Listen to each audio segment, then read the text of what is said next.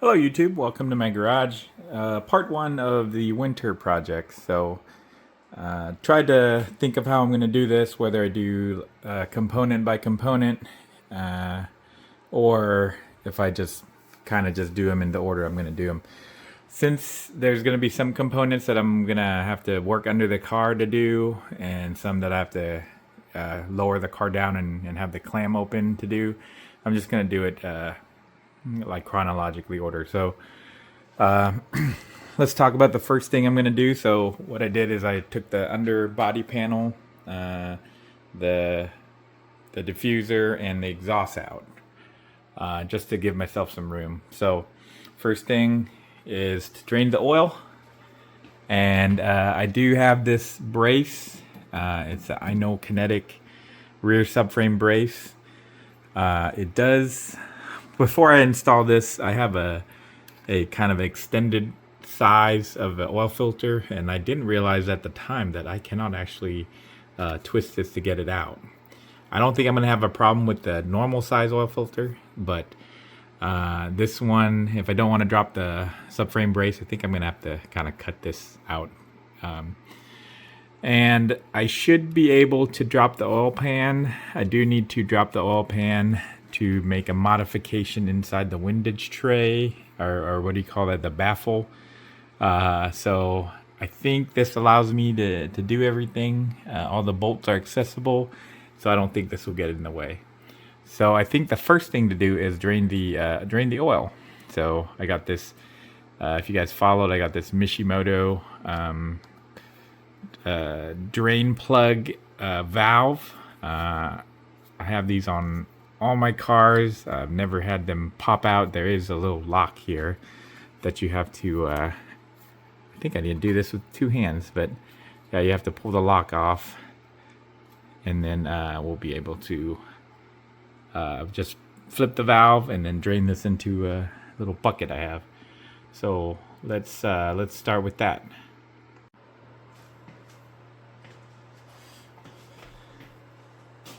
All right.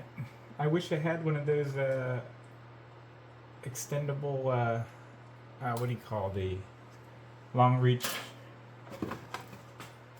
oil drain plans, but I do not.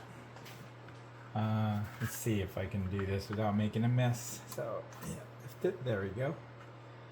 It's going to be a little slow, but that's all right. I think once I get the rhythm, I can pretty much put this on the ground.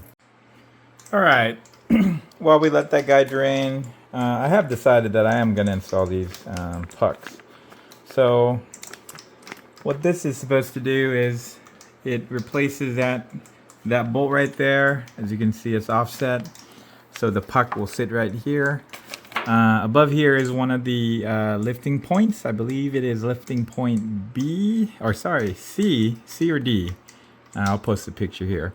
So in the past, basically, I put a little, let me see, put a little block like this right here, and then I use the jack to jack it up there. But technically, you're supposed to have to take this panel off. What this allows you is, I think it's the exact height of this panel, so you can leave the panel on, and you put a little sticker where this is supposed to go.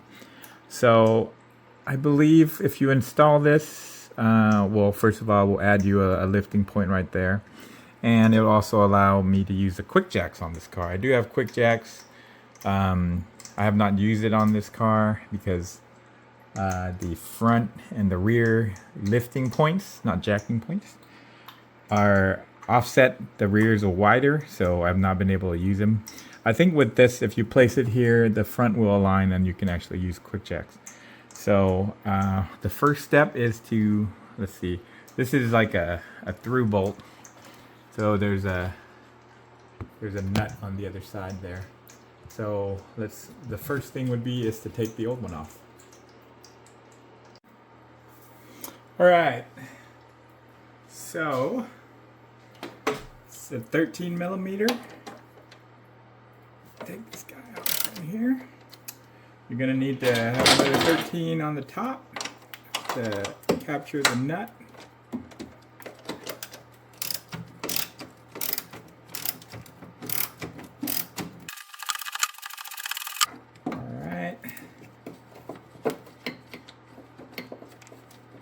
So there's a nylock nut here, and there's a washer on the top and a washer on the bottom. Now, the new puck comes with the new, I think these are called socket hex cap bolts or screws, but it is recessed in. This takes a 6mm. Don't know if you're supposed to put any Loctite on if it already has a nylock. I don't think you're supposed to, but I'm going to throw a little bit on here. So I'm going to make a correction to myself here. Initially, I instructed to basically install this with the larger point of the puck pointing forward, and that's because there's a little lip right there. However, I was able to find some instructions. If you go buy this from Elise Shop, there's really no instructions on it, no instructions in the packaging. However, I was able to find somewhere that basically says that you point the larger side of the puck inwards toward the center of the car. So you'll see me installing it incorrectly here, and later on I'm going to be making that correction.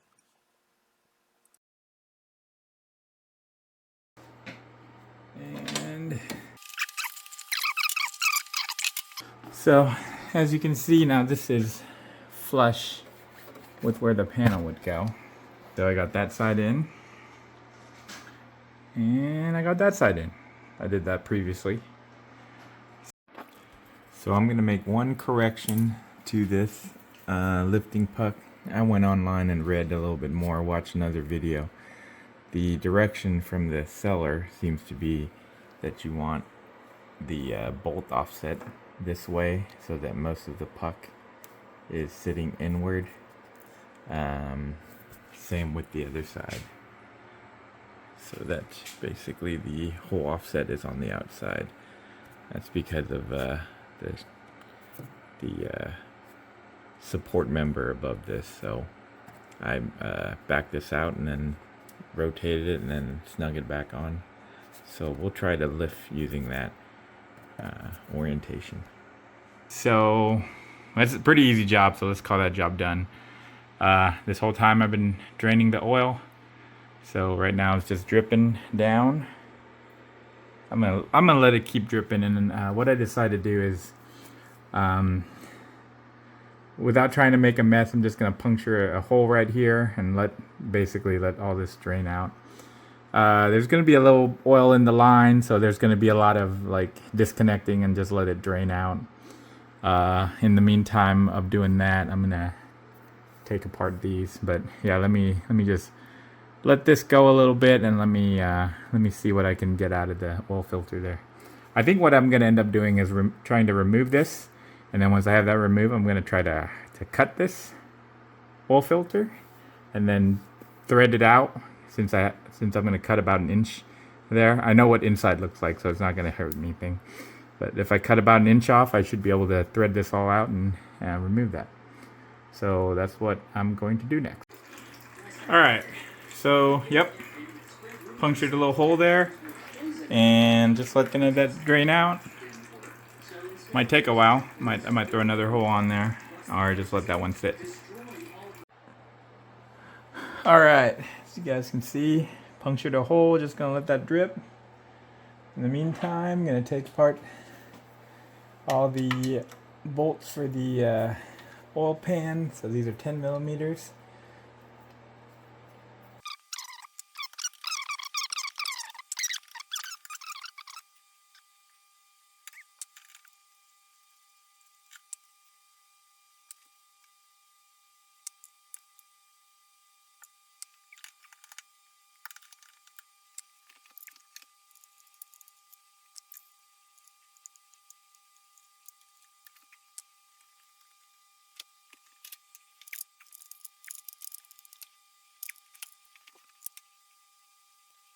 So basically was able to get to everything. Once you get to this side, you're gonna have to can't go up through this hole, have to come off this side here.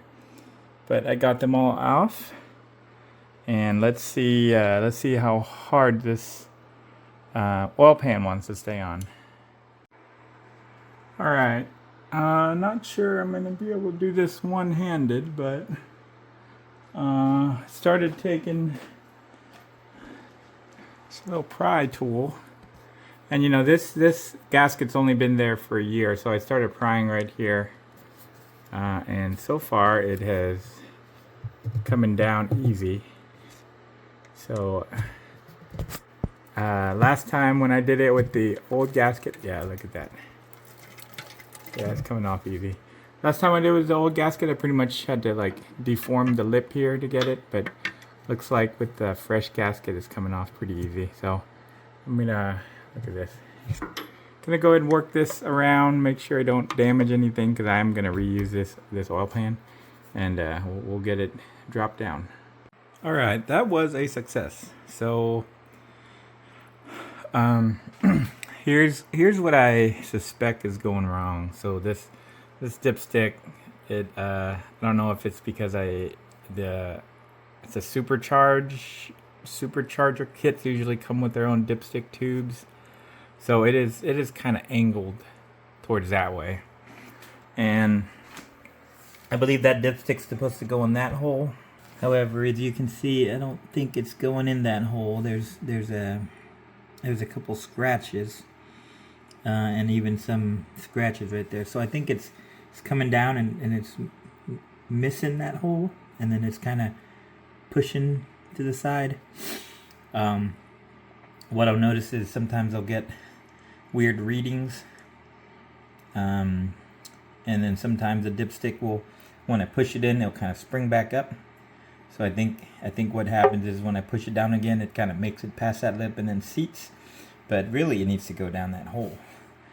So I am going to do a little bit more research, because I think some people have run into this, and what we end up doing is elongating that hole a little larger, so that the dipstick tube makes it down there and basically makes it into the hole, or see what people end up doing. But yeah, looks like my old gasket job was pretty good. Looks like it covered though. I think I went a little light in this corner, but otherwise looks like I did a good job. I didn't see any on the pickup tube, so that means I didn't go too much where it would kind of ooze inside. So gonna let this drain overnight, and then I'm gonna clean up everything, and then I'm gonna do some research on how people handle that situation. Alright, so here's a little better video of where the dipstick is hitting. So it looks like it's kind of barely missing the hole there. So I was doing some research online, so some people kind of bent the dipstick out, but I think I can just trim slightly or elongate this hole. You know, I think it hits here and then kind of scrapes over there and then settles right there. So I bet you if I just trim over here, it will make it so that it has to go down inside the pan. So I'll take this opportunity, I already kind of degreased this, to just go ahead and start cleaning up the old gasket off. Alright, got some more work done. So clean up the old gasket off of this. I'm gonna wash this out, and I decided that I'm probably gonna just cut that's a weld right there, so I'm gonna maybe cut there and then cut here. It seems like everything wants to go right there and it cannot go in, so it kind of goes off to the side. When I have it up against here, you can see it is going into that corner. So I was able to get the old you know, I had some interference with that brace. Ended up having to cut the bottom of the filter out. That gave me more room to unthread this. So successfully got that out. Still dripping a little bit, so I got something down there.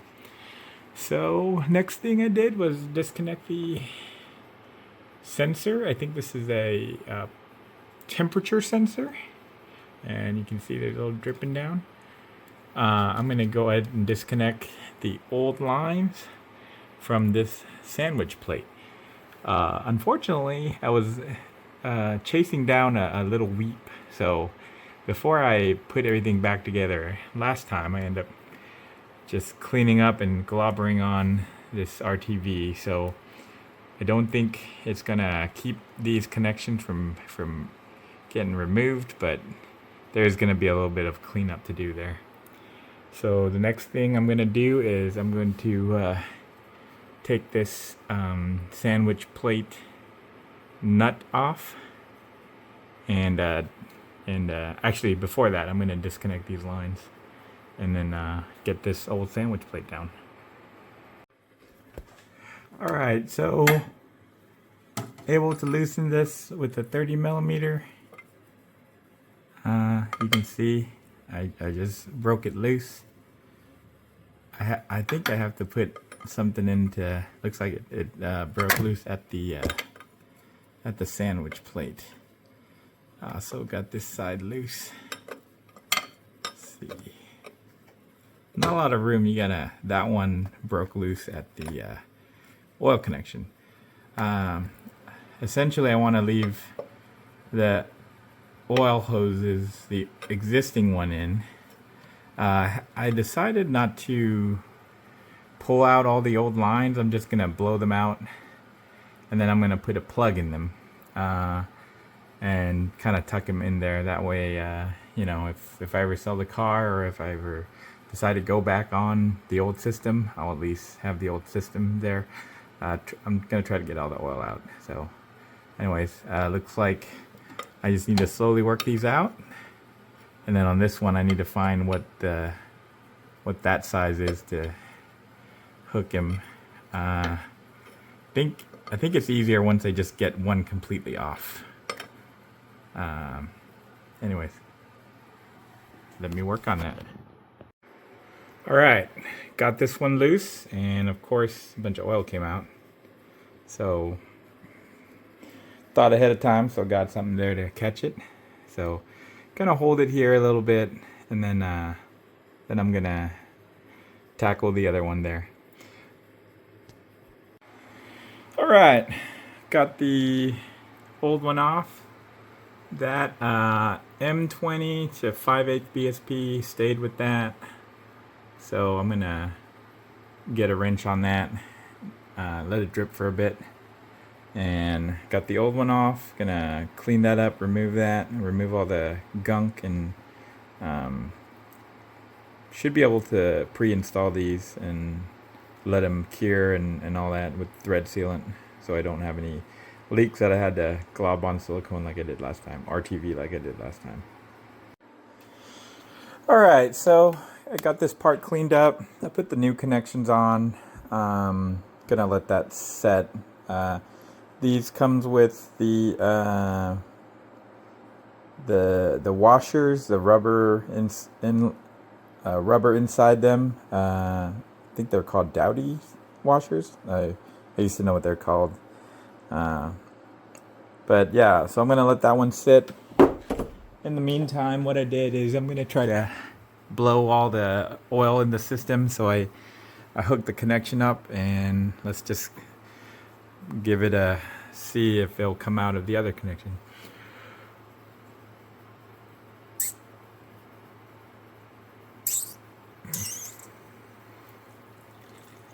There you go. So I'm gonna just sit here and try to get as much out as I can. And then I bought some plugs, so I'm gonna plug these up and then tuck them away. Alright, so what I did is I got a little air compressor that I hooked up, and let's see what we can do here.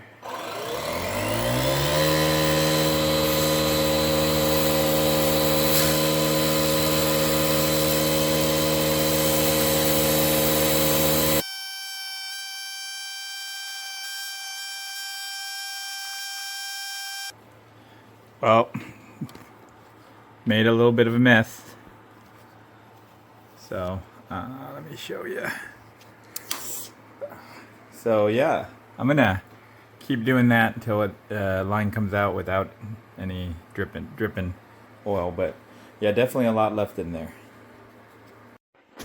All right, so to plug the old lines, I bought these 5/8 BSP plugs. Gonna use the old Dowdy seal washer. I had to get these online. They had to ship from I think UK. Couldn't find them like McMaster or any place that has these. So I already plugged one of them. But yeah, you can see nothing to these. Just thread them on, and then a 30 millimeter wrench to tighten both sides, and they seem to work well. This one worked well. And then I'll find a way to secure them with them zip ties to make sure they don't hit stuff or vibrate around when I'm driving. Alright, so this is how I end up securing the lines. Got the plugs on, zip tie them to some other lines. They'll be out of the way. Next step I did was went ahead and cleaned all the old gaskets, and then degrease them with some alcohol, so that's a good surface. Came to the pan, did the same thing there, clean surface. Also relieve cut where I think the dipstick's gonna end up going in there. It doesn't look pretty, but I did deburr it, made sure that there was no metal filings in here that'll come loose. Also went underneath here, cleaned it all out, blew it out with air, made sure there wasn't any loose metal chunks in there. So next step is I'm going to add the RTV on here and then get it installed on the car. All right, I upgraded this this time. I got this little tube. The tube grip is what it's called, and we'll see how good it works. Liquid on there.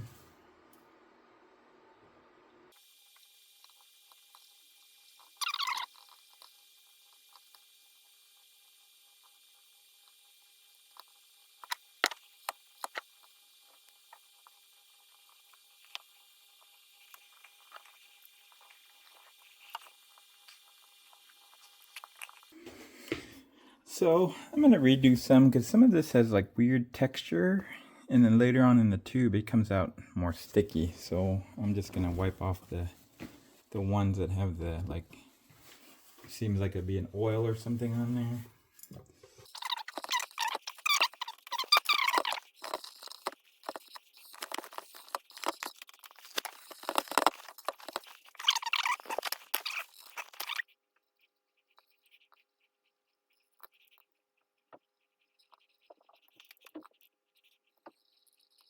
Alright, I like that texture a lot more, so let's go ahead and go ahead and get it installed on the car. So these are the two filters. The M103A is a factory size, and the M209A is the larger size that can fit. However, with my brace, as you can see, it will no longer fit in here. So the factory one gives plenty of room there. So I installed one, and I think with all the oil stuff I'm doing, I'm gonna, when I get this all buttoned up, I'm gonna run it for a little bit and then do a quick oil change in case I have any, like, missed any gunk in there in the oil pan. So I'm gonna order another one of these and do like a quick oil change after I start up.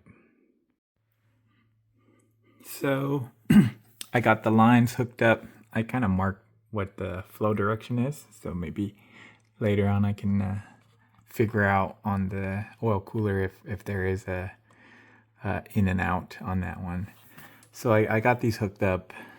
I just got the line dangling right here. I think it's gonna have to go up over somewhere in here. But yeah, I think I'm kind of good underneath the car. So I think there's obviously a little bit to button up, but I think next thing I'm gonna do is start working on the top. All right, so let's talk about mounting this oil cooler. So the hardware comes with this Delrin spacer, which I believe goes under here. Didn't come with a washer, and I just decided to add a washer there. And then comes with these, I don't know what you call these, but when you tighten them, they start taking up the area here. So, I believe, if I can do this with one hand, I'm gonna put this on, like that, go through a spacer, and then there's a top piece that just a hole, and then a bottom piece with the threads. So let's see if you can do this. One, and then there we go.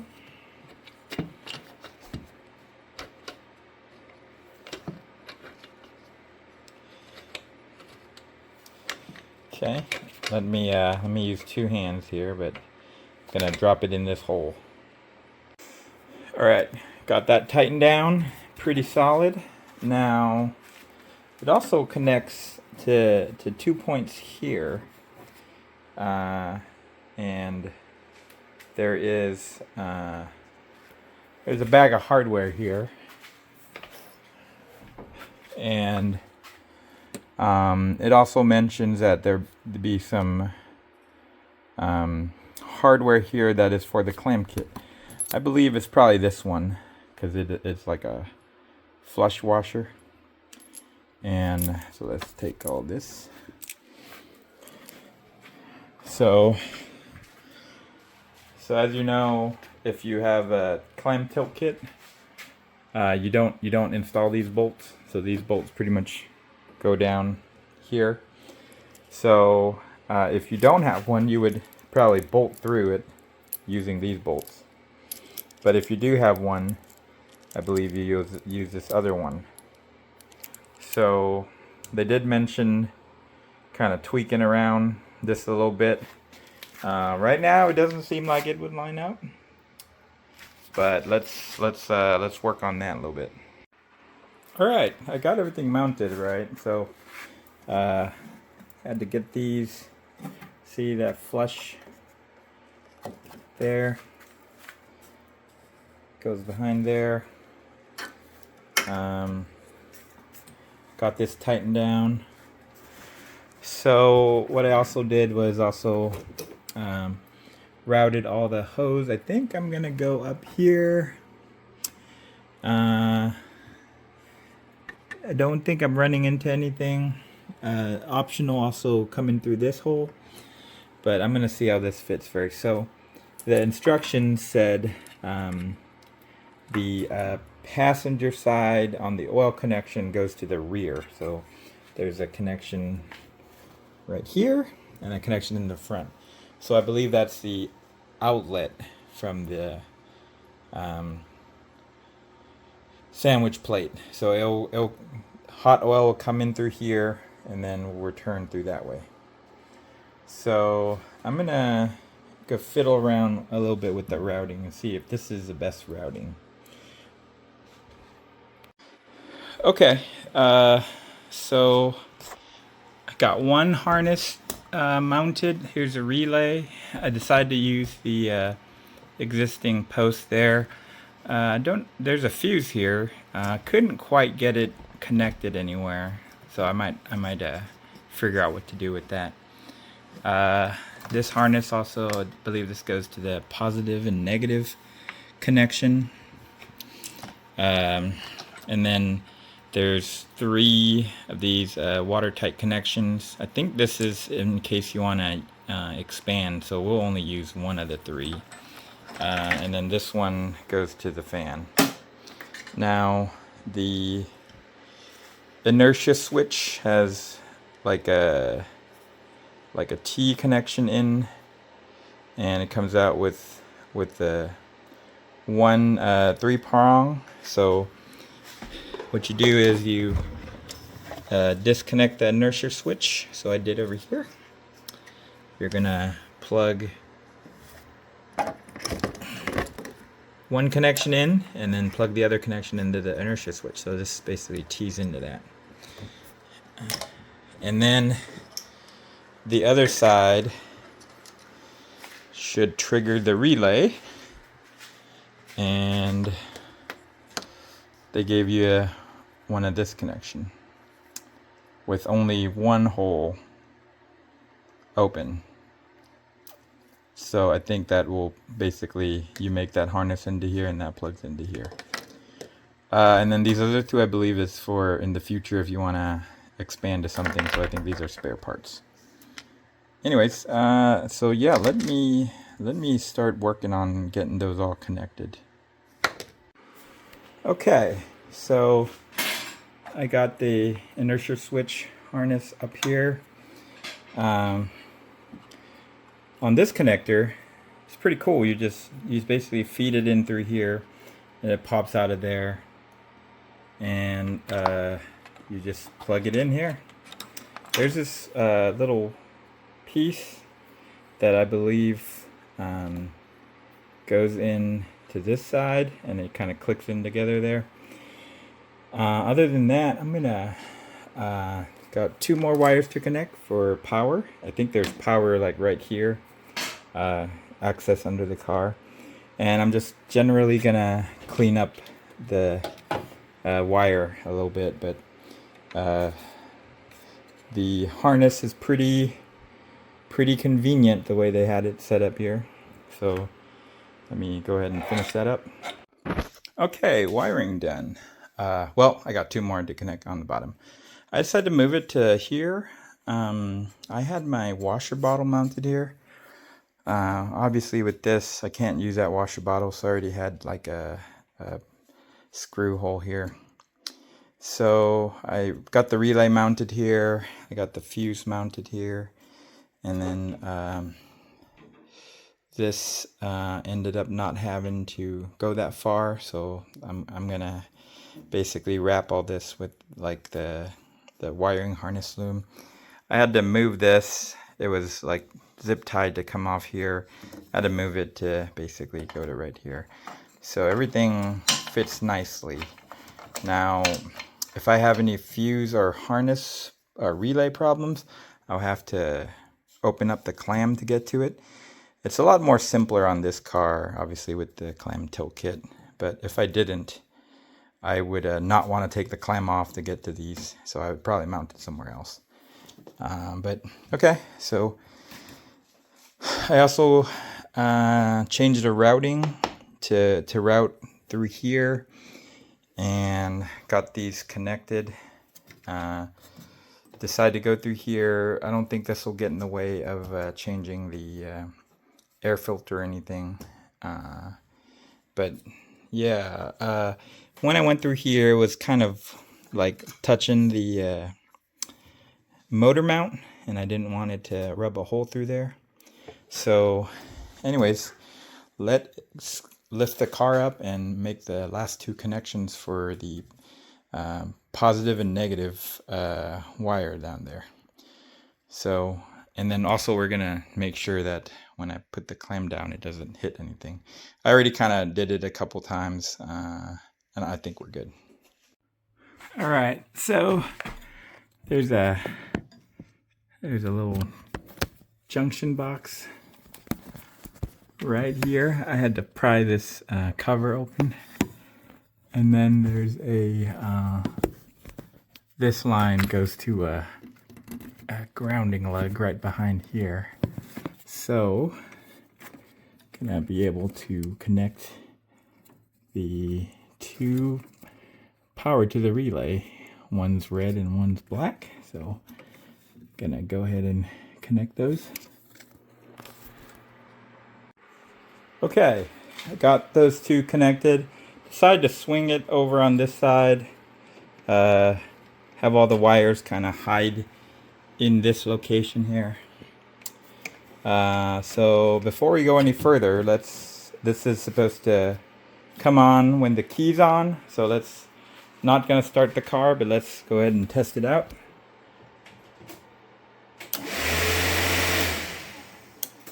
Yep, so it looks like all the wiring's good.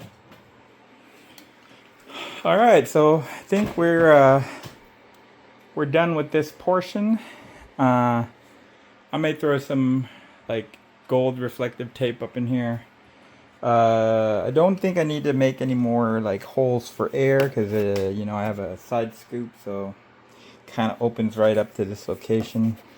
Don't know if I'm gonna look into like cutting my wheel well or anything, but I'm gonna do a little bit more research on that one. But other than maybe wrapping some of these wires up, I'm gonna say this portion of the install is done. Of course, we gotta fill oil and check for leaks and all that good stuff. Anyways, follow the next part for that. I think I'm gonna end this part right here.